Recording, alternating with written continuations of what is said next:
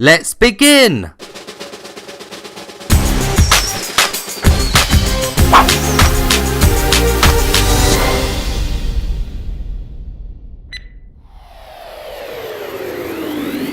The Perfect Sniper is a kind of puzzle shooting game. It actually supports quite a lot of controllers, so we will take a look at them first. For each controller type, you do need very steady hands to aim, as even the slightest of movements will move the image seen in your scope. When playing with a DualShock controller, you aim using the motion sensor. It's easy to line up each shot, but obviously doesn't feel like you're physically holding the sniper. When playing with the two moves, you have control over two hands. With these, you must manually reload each bullet, which does feel quite cool. But the big issue with this method is the fact that you must grab the gun with both hands to shoot. The distance you must hold your arms apart is very uncomfortable, and because you have to keep your arms steady, it can make them ache. I also had tracking issues with them, which is a massive issue for this type of game. The aim controller is also supported, and is the best way to play. It feels quite realistic, and I never had any tracking issues. You do need to get a bit used to how far you hold the sniper away from your face though, because if you hold the aim too close,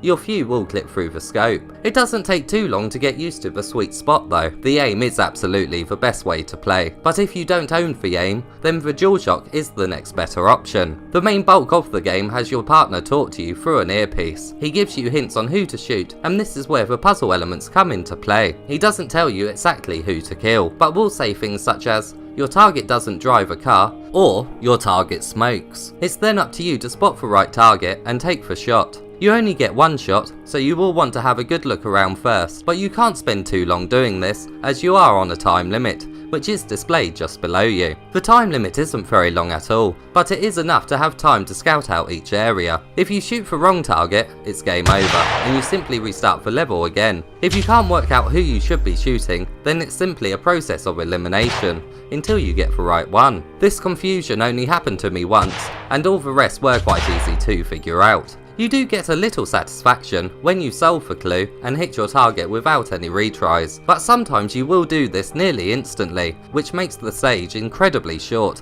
and it's simply over all too soon. There are some levels where you must shoot an object instead of the actual target, but they are very limited, and there isn't anything else you can shoot in the environment to get creative kills, like the Hitman sniper games. It's incredibly basic gameplay overall, and doesn't have a scoring system. The game tries to mix things up with on-rail shooting sections. These have you inside a car and you must shoot enemy drivers who are following you. They're just not that exciting and they lack overall polish. Sometimes I saw bullet impacts on the windscreens and sometimes not. And when your car turns, it does so quite awkwardly. It doesn't feel realistic at all. Also, when you do take out a car, the physics engine on them can sometimes have a mind of their own. Just like the sniping sections, these sections don't last that long either. Just when you think it's about to get good, it just ends. There is a storyline here, but it lacks any real depth. The main aim is to basically take down a gang, and at first, it seems like it will be a decent task, especially after the intro that has you being briefed whilst in the back of a car. In this moment, the streets are nicely populated, and it just feels like you're about to get into a grand adventure, but this feeling never really returns. There are some moments when the cutscenes do try to be exciting again, but like nearly every other element of the game, it's all over too quickly. The game doesn't have the sharpest of graphics ever, even when you look through the scope. The zoomed in image just isn't that crisp. I do actually like the overall style of the game. I always like being transported to visually unrealistic worlds in VR,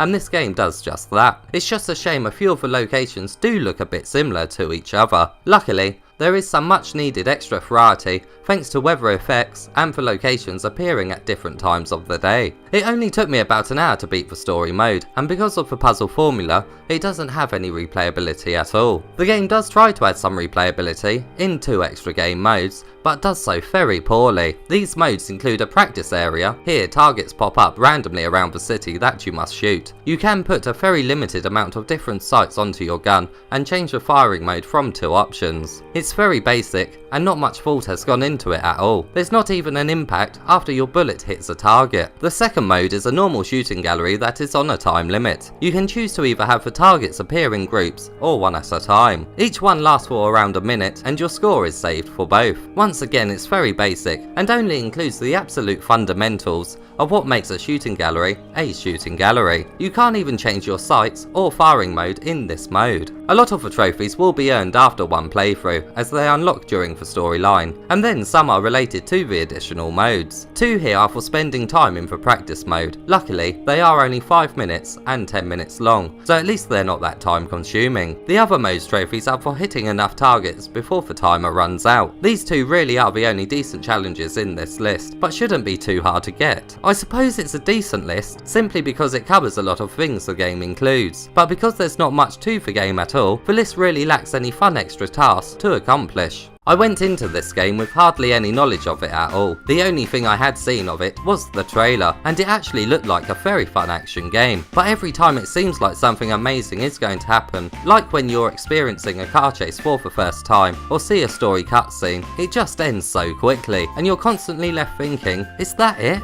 Because of this, it almost feels like a showcase of what VR can do at times, instead of a proper game. The lack of replayability also doesn't help this feeling. Both of the extra modes really won't hold your attention for long at all, and it just seems like they have been added in so they could be included in the game's description. Overall, if you're looking for an in-depth sniper game on the PSVR, then you're going to have to wait a bit longer. This really is an incredibly basic game that lacks polish. If this had been released when the PSVR first launched, it would have been a decent little introduction of what the future held for sniper games. But at this moment in the PSVR's lifetime, you expect far more from a game than what is offered here.